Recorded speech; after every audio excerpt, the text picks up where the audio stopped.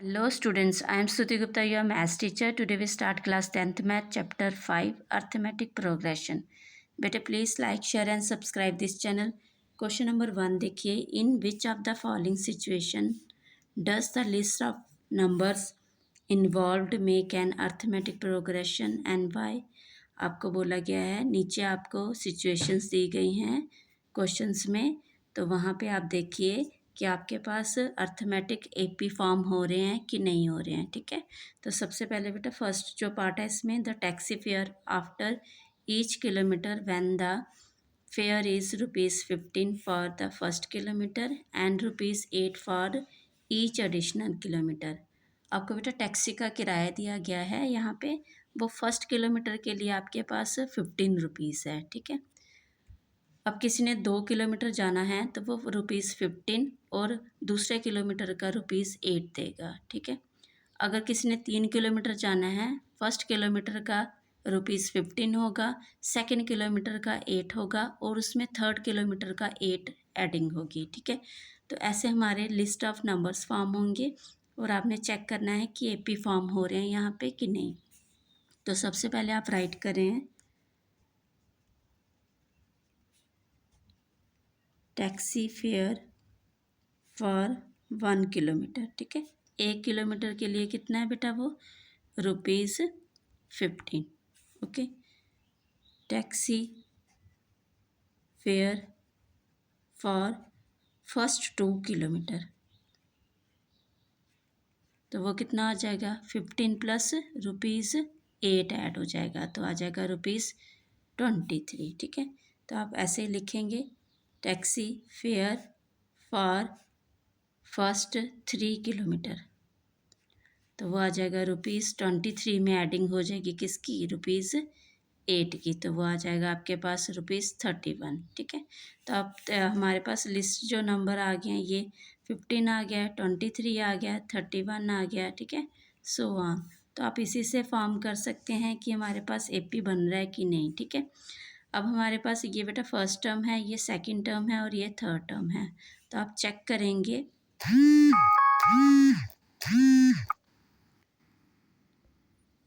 अब चेक करेंगे A2 minus A1 करेंगे, D हमें चेक करना है। ठीक है, 23 माइनस 15, तो वो कितना आ जाएगा हमारे पास, 8 आ जाएगा। ठीक है, तो ऐसे आप नेक्स्ट D चेक करेंगे A3 माइनस A2, तो वो आ जाएगा हमारे पास 31 माइनस 23, तो वो भी 8 आया। मतलब ये हमारे पास जो कॉमन डिफरेंस आया वो क्या आया, सेम आया।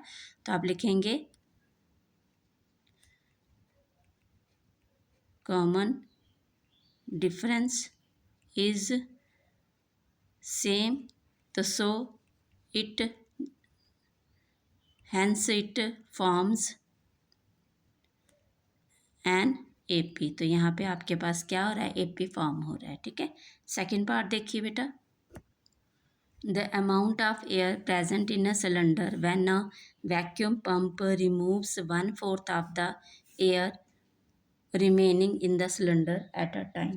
बेटा आपके पास एक ये सिलेंडर दिया गया है। ठीक है, तो ये आपके पास क्या है, एक सिलेंडर दिया गया है। ओके, तो यहाँ से आपने क्या करना है, जो एयर है ना, वो एक कोई वैक्यूम पंप आपने निकालना है, लगाया है, तो उससे आपकी ना 1/4 जो एयर है वो आप इससे रिमूव कर रहे हैं। ठीक है, अब माना हमने कि यहाँ पे जो इस सिलेंडर में जो एयर प्रेजेंट है वो क्या है, एक्स है, एक्स यूनिट एयर प्रेजेंट है। ठीक है, सिलेंडर में, तो वहाँ से आपने क्या करना है बेटा, जो भी एयर प्रेजेंट है उसमें से आपने 1/4 निकालना है। ठीक है, दूसरी टर्म कैसे बनेगी, अब 1/4 आपने निकाल दिया, उसको सॉल्व किया, आपके पास एक टर्म आ गई और वो रिमेनिंग जो एयर है वो सेकंड टाइम आपके पास रिमेनिंग एयर आएगी। ठीक है, देखो कैसे करते हैं बेटा इस क्वेश्चन को। सबसे पहले आपने लिखा लेट किया जो एयर प्रेजेंट है। ठीक है, let air present in a cylinder is equal to x units. ठीक है, एयर जो प्रेजेंट है वो कितनी है यहाँ पे, एक्स यूनिट है बेटा। ओके, नेक्स्ट हमने क्या करना है बेटा, हमें टर्म्स बनानी है और वही हमने जो हमें सिचुएशन दी गई है कि हमारी जो एयर प्रेजेंट है उसमें से 1/4 एयर है जो वो आप रिमूव कर रहे हैं।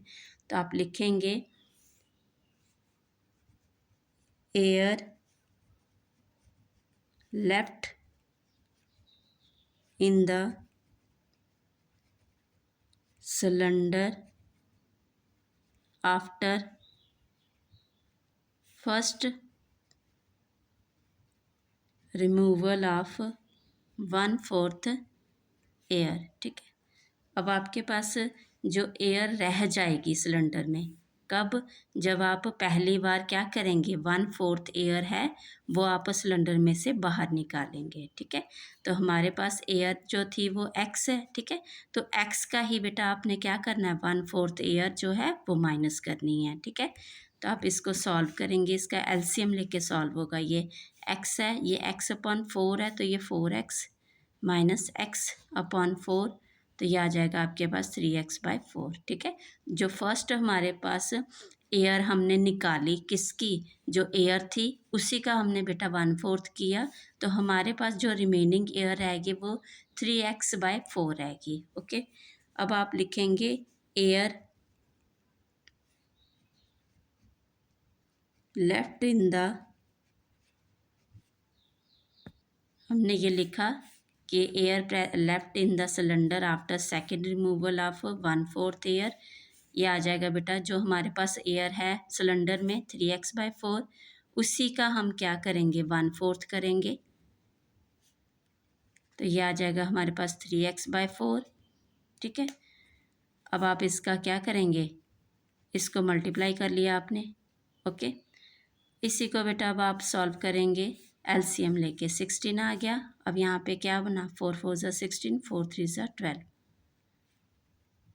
तो ये आ गया 9x/16। तो फर्स्ट हमारी जो एयर प्रेजेंट थी ये थी, सेकंड एयर जो लेफ्ट रहेगी ये रहेगी, थर्ड ये रहेगी, तो तीनों से हम एपी फॉर्म कर सकते हैं। देखते हैं, चेक करते हैं कि एपी फॉर्म हो रहा है कि नहीं।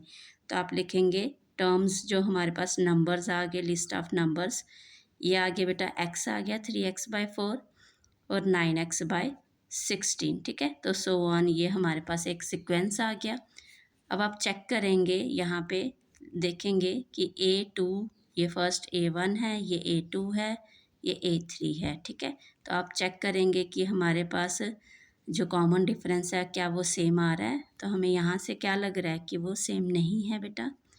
x is equal to, LCM आपने लिया 4, 3x माइनस ये 4x आ जाएगा, तो ये आ जाएगा -x/4। ठीक है, अगेन आप चेक करेंगे, थर्ड में से सेकंड निकालेंगे बेटा, 9x/16 माइनस 3x/4। अगेन आप क्या लेंगे, एलसीएम लेंगे, 9x माइनस 4, 4 ज़ा 16, 4 3 ज़ा 12, तो ये आ जाएगा -3x/16।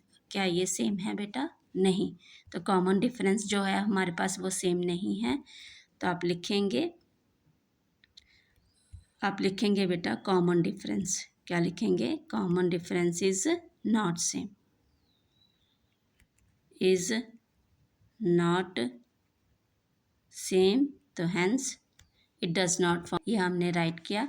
अब थर्ड पार्ट देखिए आप, थर्ड पार्ट में आपको बोला गया है cost of digging a well after every metre of digging when it cost ₹150 for first metre and rises by ₹50 for each subsequent metre. ठीक है, आपको बेटा एक वेल की खुदाई करनी है। ठीक है, ये आपके पास एक वेल आ गया, इसकी खुदाई करनी है। उन्होंने बोला जो फर्स्ट मीटर है उसके लिए जो आपको रुपीज़ मिल रहे हैं, जो भी खुदाई कर रहा है उसको 150 मिल रहे हैं। ठीक है, सेकंड मीटर के लिए आपके पास जो रुपीज़ आपको लेबर को मिल रहे हैं वो कितने मिल रहे हैं, 50 मिल रहे हैं। ठीक है, अब थर्ड जो है हमारे पास उसके लिए भी फिर क्या है, next rises by ₹50 for each subsequent metre, मतलब जो नेक्स्ट मीटर के लिए आपके पास ₹50 आता जाएगा।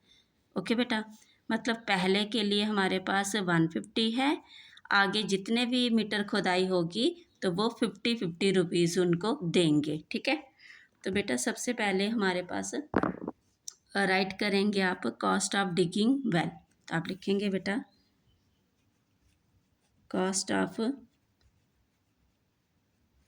Digging a well for 1 metre के फर्स्ट, ठीक है, 1 मीटर के लिए वो कितनी है, ₹150। ओके, फर्स्ट 1 मीटर के लिए हमारे पास ये है, तो यही लिखेंगे cost of digging a well for first 2 metre. क्या लिखेंगे, फर्स्ट 2 मीटर।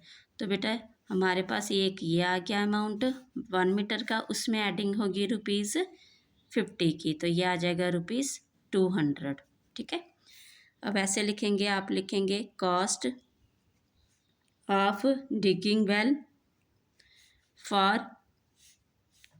3 मीटर, ठीक है, फर्स्ट 3 मीटर के लिए, तो रुपीज़ कितना आ जाएगा, 200 प्लस 250, 550 सॉरी, तो कितना आ जाएगा ₹250। ओके, तो हमारे पास जो टर्म्स आ गई, एक 150 आ गई, एक 200 आ गई, एक 250 आ गई, तो ये हमारा सीक्वेंस बन गया। और ये हमारी क्या आ गई, टर्म्स आ गई, ठीक है, first term, second term, third term. तो अब हम चेक करेंगे, A2 minus A1 is equal to 200 minus क्या करेंगे 150, तो ये हमारे पास 50 आ गया, ठीक है। A3 माइनस A2 करेंगे तो वो 250 माइनस 200, तो ये भी 50 आ गया, तो इट इज़ सेम, ठीक है। तो कॉमन डिफरेंस आप लिखेंगे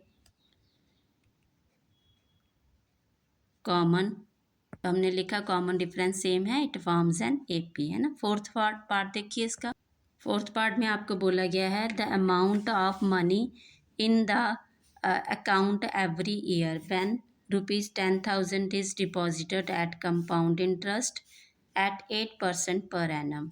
आपको बेटा बोला गया है कि आपके पास अमाउंट जो एवरी ईयर आएगी, आप ₹10,000 जो है वो बैंक में डिपॉजिट करवाते हैं, उसके ऊपर आपको कंपाउंड इंटरेस्ट मिल रहा है। क्या मिल रहा है आपको, कंपाउंड इंटरेस्ट, और किस रेट से मिल रहा है, 8% पर एनम के हिसाब से, ठीक है। तो हम टर्म्स बनाएंगे हमारी, कि फर्स्ट ईयर में हमारी अमाउंट जो थी बैंक में वो 10,000 थी, सेकेंड ईयर में अब इंटरेस्ट लग के जो हमारी अमाउंट आएगी वो क्या आएगी, थर्ड क्या आएगी, और ये क्या AP फॉर्म कर रहे हैं। तो सबसे पहले आप क्या करेंगे बेटा, आप लिखेंगे हमारे पास जो प्रेजेंट अमाउंट, तो आप लिखेंगे प्रिंसिपल अमाउंट, प्रिंसिपल अमाउंट वो कितनी है आपके पास, ₹10,000 है यहाँ पे, ठीक है। तो रेट ऑफ इंटरेस्ट क्या है आपके पास, वो है आपके पास 8% पर एनम, ठीक है। अब इसी को देखेंगे, ये हमारी फर्स्ट ईयर में है, अब सेकंड ईयर में अमाउंट कितनी है, ठीक है। तो आप लिखेंगे अमाउंट इन सेकंड ईयर। तो इसके लिए हमारे पास जो कंपाउंड इंटरेस्ट का फॉर्मूला है वो क्या है, तो लिखेंगे आप बेटा यहाँ पे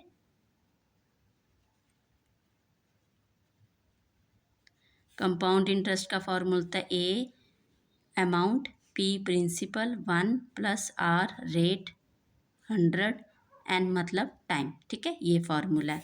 तो हमने लिखा है अमाउंट इन सेकंड ईयर, तो P प्रिंसिपल है बेटा हमारे पास 10,000, और 1 प्लस रेट है 8/100, N हम क्या करेंगे नेक्स्ट ईयर के लिए निकालेंगे, बट यहाँ पे हम फर्स्ट 1 राइट करेंगे, ठीक है।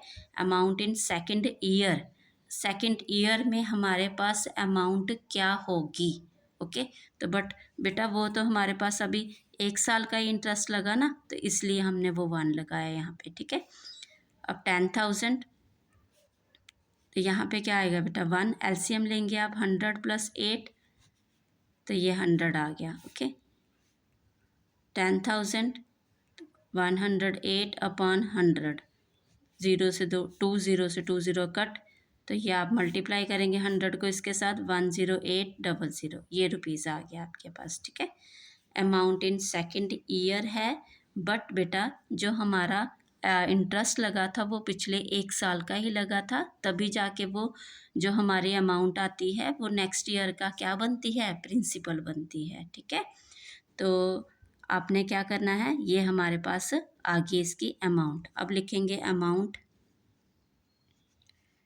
In third year. तो थर्ड ईयर में हमारे पास अमाउंट क्या होगी, इसके लिए हमारे पास फॉर्मूला आ जाएगा यही 10,000, और आप इसको क्या करेंगे 1 + 8/100, यहाँ पे बेटा 2 हो जाएगा। क्यों?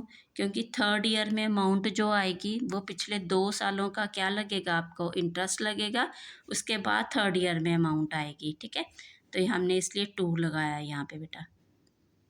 ये 10,000, अब आप इसका एलसीएम हमारे पास 108 आ गया था, और ये 100, ये 2 आ गया। ठीक है, 10,000, अब इसको 108 × 108 अपॉन में क्या आएगा 100, और ये 100, 2 और ये 2 और ये 2 कट हो गया आपके 0। ठीक है, इनको आपने मल्टीप्लाई किया 11,664, ये आ गया।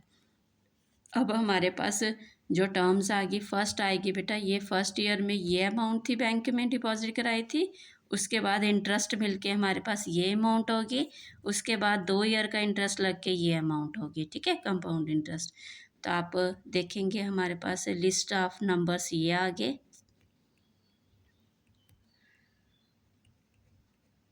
ओके बेटा, ये हमारे पास एक सीक्वेंस हो गया, A1 टर्म है, A2 है, A3 है। ठीक है, तो आप चेक करेंगे A2 - A1 हमारे पास आ जाएगा 10,800, माइनस करेंगे 10,000 तो ये आ जाएगा 800। ओके, नेक्स्ट आप करेंगे A3 - A2, 11,664 माइनस 10,800, तो ये आ जाएगा आपके पास। अब ये 20 है, यहाँ पे 2 नंबर है, 4 में से 0 4, 6 में से 0 6, अब यहाँ पे ये 16 है, यहाँ पे 8 है, 16 में से 8 गया 8, तो इट इज़ सेम, नो, तो आप लिखेंगे it does not form AP। तो हमने ये राइट किया, common difference is not same, it does not form an AP। Thank you.